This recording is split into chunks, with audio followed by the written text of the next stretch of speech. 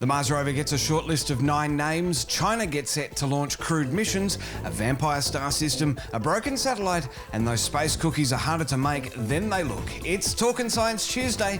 Dr. Brad Tucker is standing by. Across Apple Podcasts, Spotify, Google Podcasts and YouTube, this is Talking Science with Dr. Brad Tucker and Matt Miller. It's a huge thanks to Rode Microphones for gearing us up for 2020, and it's a huge welcome to Dr. Brad Tucker for another edition of Talkin' Science. How's it going? Really good, my friend, really good. How's the nation's capital faring today? I believe there's a few bushfires around once again.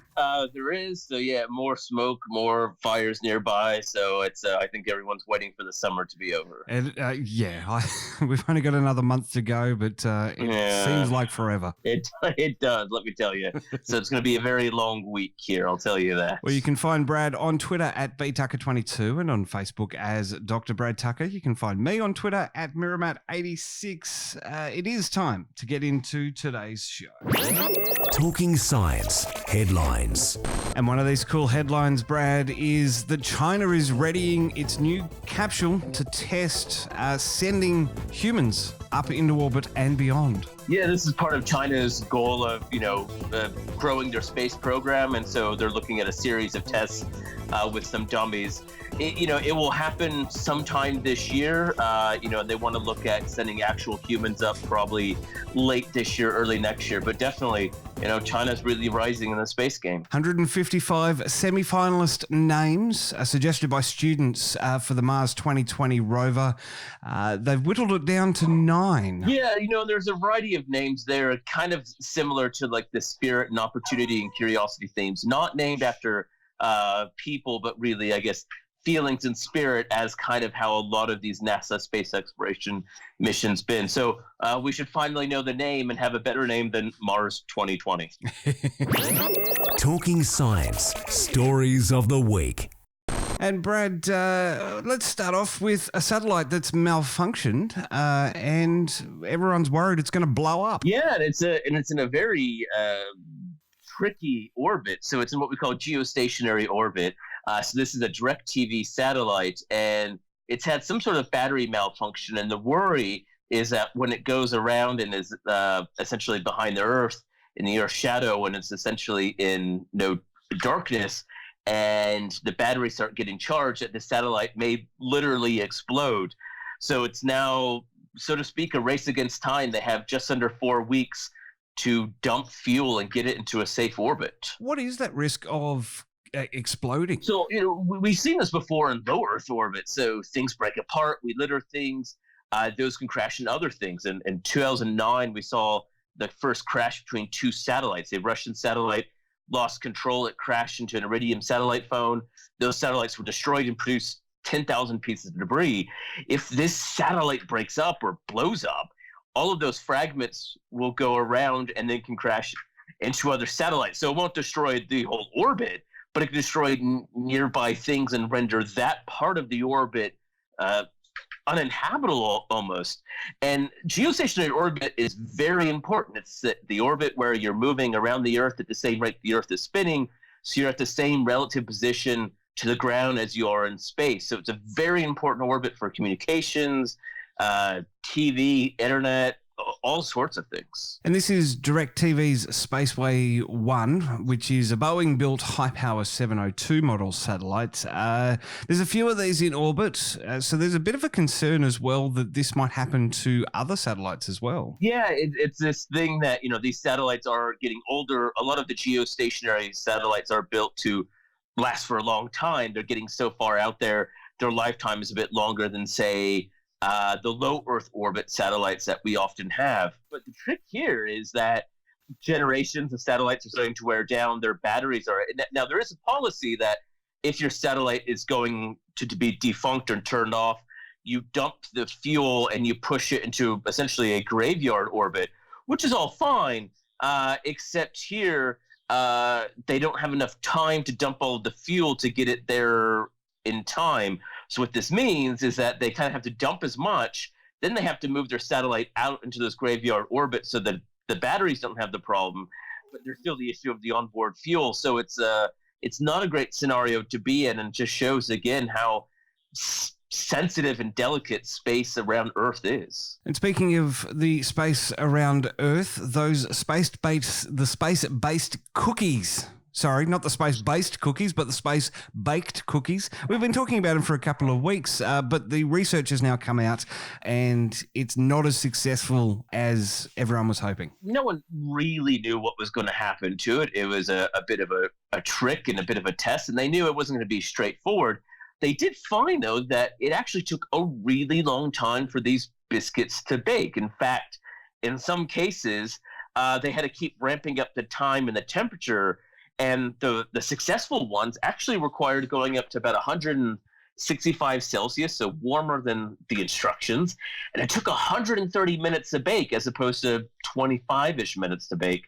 So really an interesting result from these space biscuits. And having said that it is a little bit of a failure, obviously, in everything to do with science, the first try isn't the last try, and there'll certainly be some lessons that scientists can learn from this. Well, you definitely. I mean, obviously, there's a lot of things they have to compare to. They still have to look how the biscuits were formed, especially those ones that were kind of a dud in the early batches.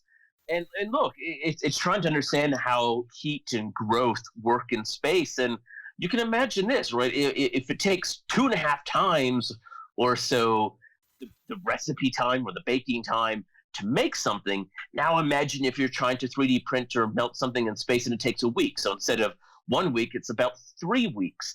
This has fairly big implications for future space travelers. So definitely something that have to follow up and do more tests on.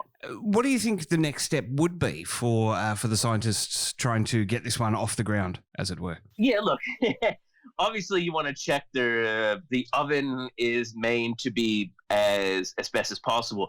So you have to figure out what the issues are. Is it heat dissipation? Is it the way just simply gravity? So you kind of have to do a couple different controlled experiments. So it might be actually taking that similar oven and just putting it in a vacuum chamber here on space to see how it was. Now, it was tested like that, but doing the whole experiment in there, testing other substances. Maybe it has something to do with flour or the liquid.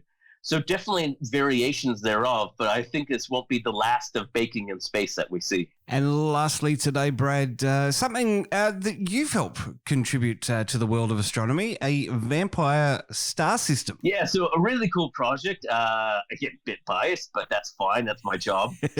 Led by my PhD student, Ryan. And this is cool because what it is we think you have a white dwarf, so something our sun will be in 5-ish billion years, and it got too close to a brown dwarf, so what we call a failed star, a star a bit bigger than Jupiter.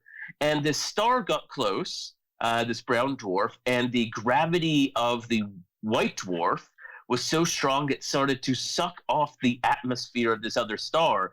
And as it did, it went through periodic explosion. So it's kind of like if someone took a giant vacuum cleaner, sucked it up to the Earth's atmosphere, and started to suck off our atmosphere.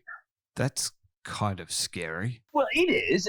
But, these things happen, I guess. Obviously, look, they do. They do.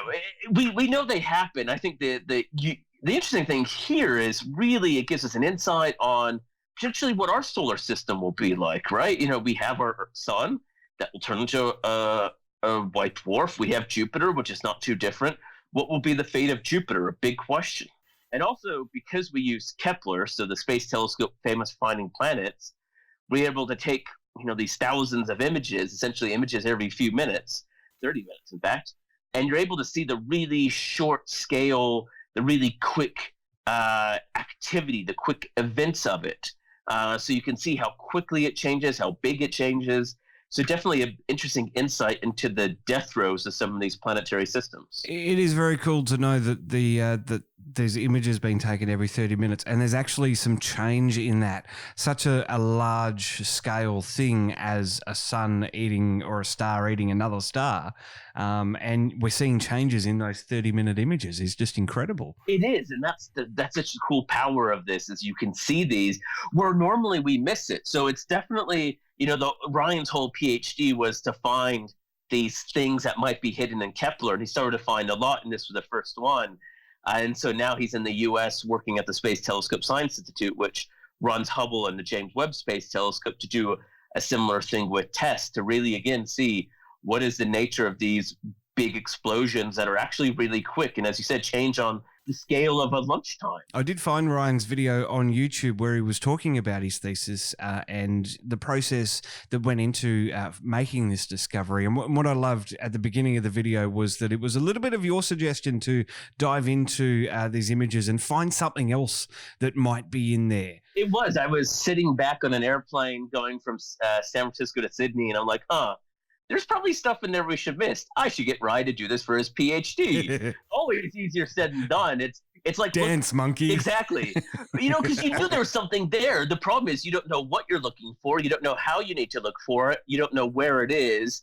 So it's not even like looking for a stack of, a needle in a haystack. It's like looking for a needle and a stack of hay, but the hay's been set on fire and thrown out into space. So you don't know where to look at it.